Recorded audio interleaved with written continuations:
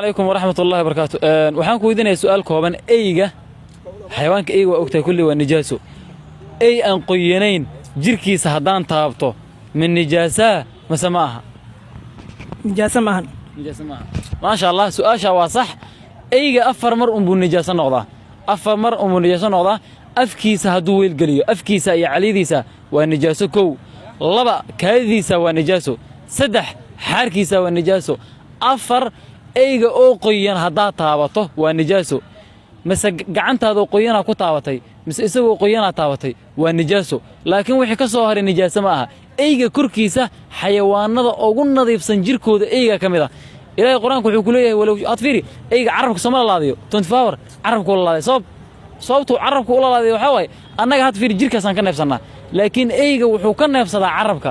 jirkiisa kore waaba nadiifa xayawaanada ugu nadiifsan ayuu ku jira jirkiisa kale afarta meelood mooyee inta kale eygu daahir weeyo nijaasa maaha. Assalaamu calaykum.